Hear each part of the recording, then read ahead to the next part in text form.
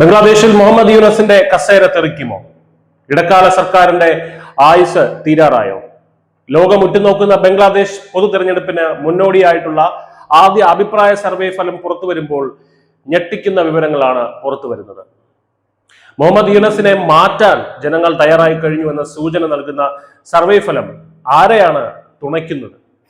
ബംഗ്ലാദേശിൽ വരാനിരിക്കുന്നത് മറ്റൊരു വമ്പൻ ട്വിസ്റ്റാണ്.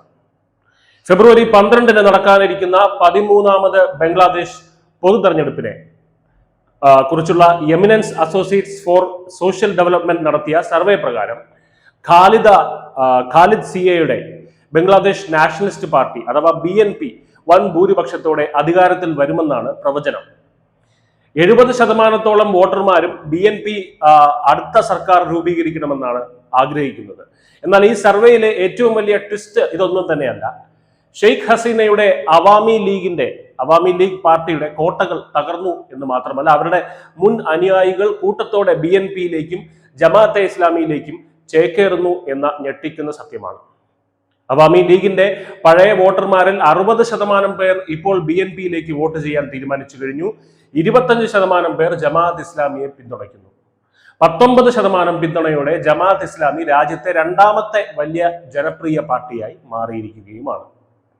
ഷെയ്ഖ് ഹസീന രാജ്യം വിട്ടതിനു ശേഷം അധികാരമേറ്റ മുഹമ്മദ് യൂനസിന്റെ നേതൃത്വത്തിലുള്ള ഇടക്കാല സർക്കാർ രാജ്യം ഭരിക്കുമ്പോഴും ജനങ്ങൾക്കിടയിൽ രാഷ്ട്രീയമായ വലിയൊരു മാറ്റം ദൃശ്യമാണ്.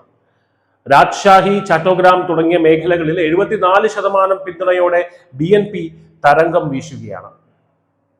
സ്ത്രീ വോട്ടർമാർക്കിടയിലും ഖാലിദ സിയയുടെ പാർട്ടിക്ക് 71% പിന്തുണയുണ്ട്. അതായത് ഇടക്കാല ഭരണ സംവിധാനത്തെക്കാൾ ഒരു രാഷ്ട്രീയ പാർട്ടിയുടെ ശക്തമായ ഭരണമാണ് ബംഗ്ലാദേശ് ആഗ്രഹിക്കുന്നത്.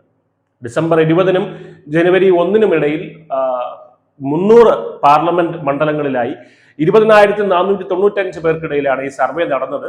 പുതിയതായി രൂപീകരിച്ച നാഷണൽ സിറ്റിസൺ പാർട്ടി വെറും 2.6% ഒതുങ്ങുമ്പോൾ ഹസീനയുടെ വിശ്വസ്തയായിരുന്ന വോട്ടർമാർ പോലും അവരെ കൈവിട്ടു എന്നത് വ്യക്തമാണ്. മുഹമ്മദ് യൂനസിന്റെ നേതൃത്വത്തിലുള്ള ഭരണത്തിന് ജനകീയ അടിത്തറ നഷ്ടപ്പെടുന്നുവെന്നും BNP നേതാവ് ഖാലിദ സിയയുടെ തിരിച്ചുവരവിനുള്ള കളമൊരുങ്ങിയുമെന്നൊക്കെയാണ് ഈ കണക്കുകൾ സൂചിപ്പിക്കുന്നത്.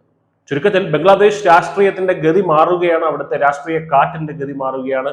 മുഹമ്മദ് യൂനസ് ഭരണമൊഴിയേണ്ടി വരുമെന്നും ഖാലിദ സിയയുടെ നേതൃത്വത്തിൽ BNP അധികാരത്തിൽ തിരിച്ചെത്തുമെന്നും സർവേ ഫലങ്ങൾ ഉറപ്പിച്ചു പറയുന്നു. അയൽരാജ്യം എന്ന നിലയിൽ ഇന്ത്യക്കും നിർണായകമായ ഈ തെരഞ്ഞെടുപ്പ് ഫലം ഏത് രീതിയിലാകും ബംഗ്ലാദേശിന്റെ ഭാവി മാറ്റുക എന്നത് കാത്തിരുന്ന് തന്നെ കാണേണ്ട കാര്യമാണ്. News desk news 10 Malayalam.